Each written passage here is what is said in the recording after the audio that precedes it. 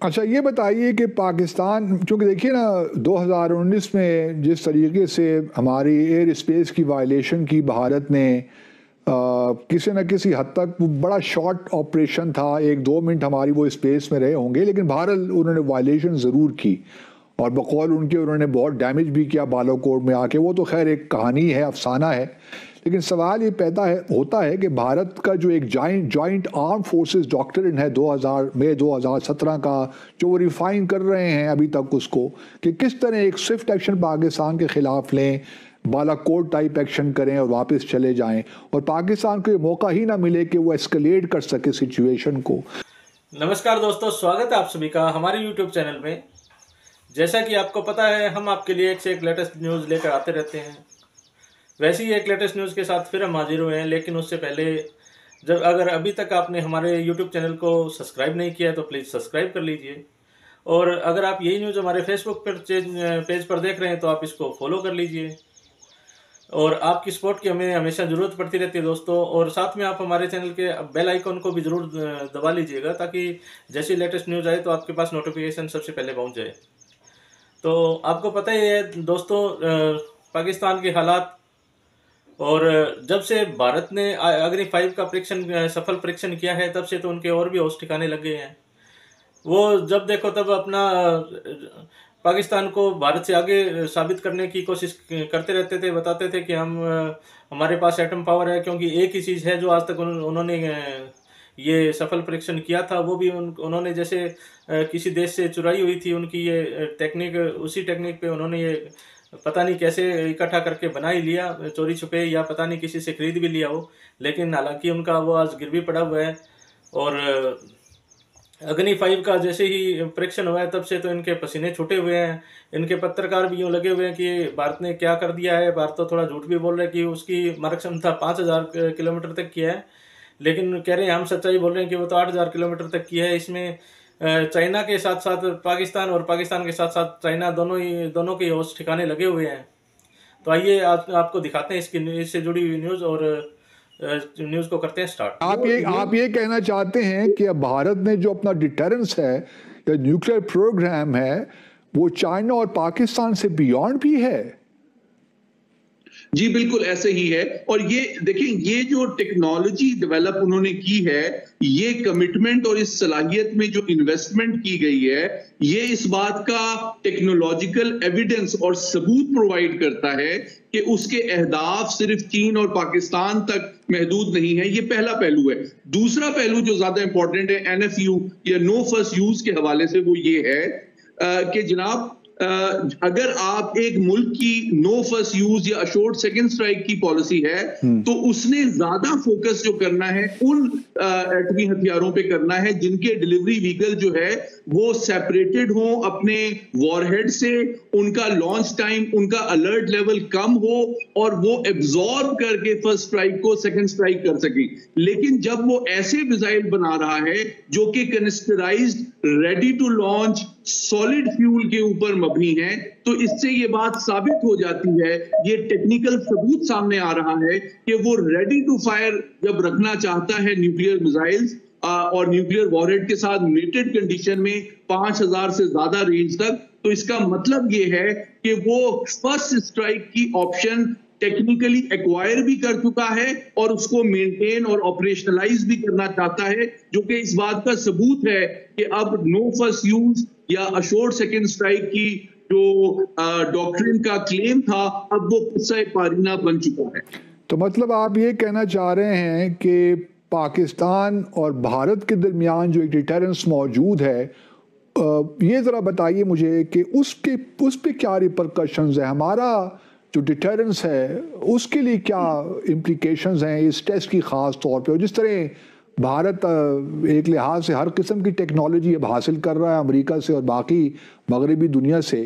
तो पाकिस्तान, हमारे पास तो इस वक्त वसाइल नहीं है, और ना हमने कभी ये कोशिश भी की है कि हम मिज़ाइल टू मिज़ाइल हम कोई मैच करें भारत के साथ। हमारी कभी ये पॉलिसी नहीं रही। हमने हमेशा यही कोशिश की, यही है कि डिटरेंस हमारा क्रेडिबल रहे, पर एट द मिनिमम लेवल। अब वो मिनिमम लेवल कहीं तो अब ऊपर जा रहा है ना, क्योंकि ये स्टैटिक तो नहीं है, ये तो डायनामिक सिचुएशन है। तो पाकिस्तान को अब क्या करना चाहिए? और यही बता दीजिए हमारे नाज़रीन को कि हमारे पास ये मर्फ जो टेक्नोलॉजी है, शायद हमने भी रिपोर्ट्स में पढ़ रहा था कि 2017 में हमने कोई टेस्ट करने की कोशिश की थी, लेकिन शायद हमें कामयाबी नहीं मिली। थोड़ा सा इसके बारे में हमें बता दीजिएगा।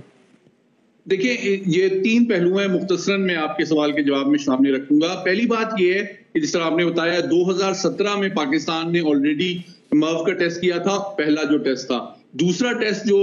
मर्व केपेबल हमारा मिसाइल है अबाबील, उसका दूसरा टेस्ट पिछले साल हाल ही में किया गया है। तो पहली बात यह कि मर्व टेक्नोलॉजी की डेवलपमेंट, एक्विजिशन, टेस्टिंग और डेमोन्स्ट्रेशन में ऑलरेडी इससे ये बात जाहिर होती है कि पाकिस्तान भारत से कम 6 से 7 साल आगे है इस पर्टिकुलर टेक्नोलॉजी में। ये तो उसका टेक्निकल पहलू है। दूसरा जो तस्वीराती पहलू है, उसमें मैं ये बात कहना चाहता हूं कि देखिए, जो पाकिस्तान का जोग्राफिया है, पाकिस्तान की पॉलिसी और वसाइल हैं, उसके एतबार से हमारी जरूरियात के मुताबिक हमारा जो डेटरेंस है वो बहुत क्रेडिबल इस वजह से है कि वो फुल स्पेक्ट्रम के ऊपर बेस्ड है। लैंड, एयर, सी बेस्ड जो ट्रायड है वो ये इंश्योर करता है कि भारत कभी भी सरप्राइज अचीव नहीं कर सकता, वो हमें परेशान नहीं कर सकता और हमारे एटमी हथियारों पे एक प्रीएम्प्टिव स्ट्राइक उसकी कामयाब नहीं हो सकती। और दूसरी बात ये कि अब पाकिस्तान चूंकि हमेशा से मुख्तलिफ डायलॉग्स में,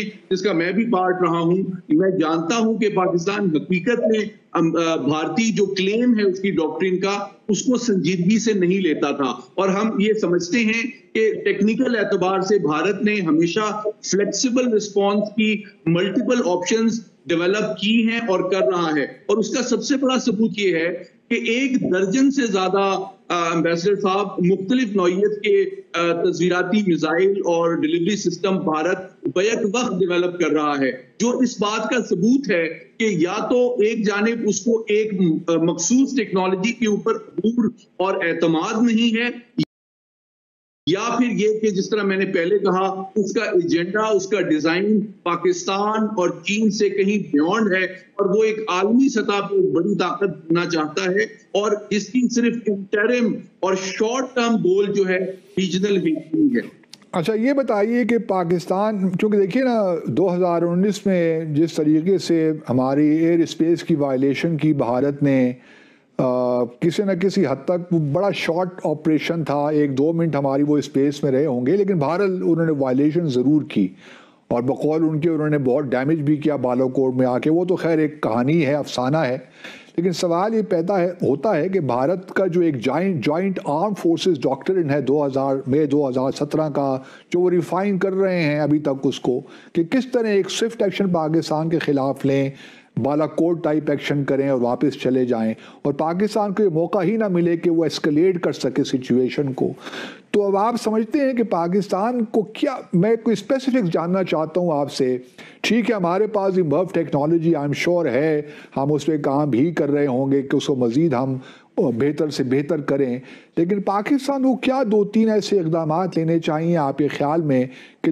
भारत दोबारा इस किस्म की कोई हरकत ना करे कि हमारी स्पेस की वायलेशन करे या हमारे डिटरेंस को इस तरह पेश करे कि जी इसकी तो कोई अहमियत ही नहीं है, पाकिस्तान तो कोई ऐसा काम कर ही नहीं सकता, ये सिर्फ बातों की हद तक ही है फुल स्पेक्ट्रम डिटरेंस, वरना पाकिस्तान में इतनी जुर्रत नहीं है कि वो भारत के खिलाफ कोई भी इक़दाम कर सके या ले सके।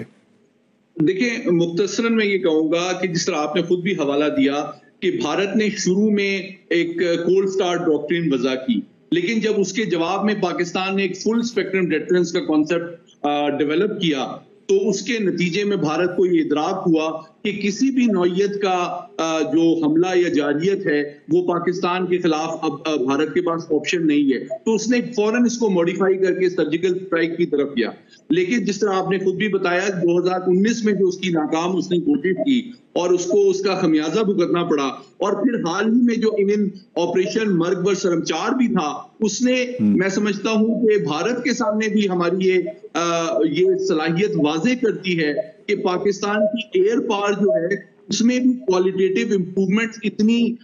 मुस्तनद अंदाज में हो चुकी हैं कि किसी नौइयत, किसी फॉर्म की जो जाहिरियत है वो किसी लेवल पे किसी भी टारगेट के खिलाफ, मैं समझता हूं कि जो हमारी क्विड प्रो को प्लस का नजरिया है उसके तहत भारत को उसका मुंह तोड़ जवाब दिया जाएगा और उसके जो नुकसानात हैं मुमकिन नहीं है कि भारत उसका मुतहम्मिल हो सके। तो मुख्तसरन मैं ये कहूंगा कि हमारा जो इस वक्त तज़वीराती कॉन्सेप्ट है वो इस बात पर मबनी है कि भारत की जारियत की हर लेवल नौयत की जो कोशिश है उसका प्रोपोर्शनेट और एडिक्वेट जवाब दिया जाए, ताकि हमारा डेटरेंस फुल स्पेक्ट्रम भी रहे, क्रेडिबल भी रहे, प्रोपोर्शनेट भी रहे और इंटरनेशनली हमें एक जिम्मेदार एटमी ताकत के तौर पे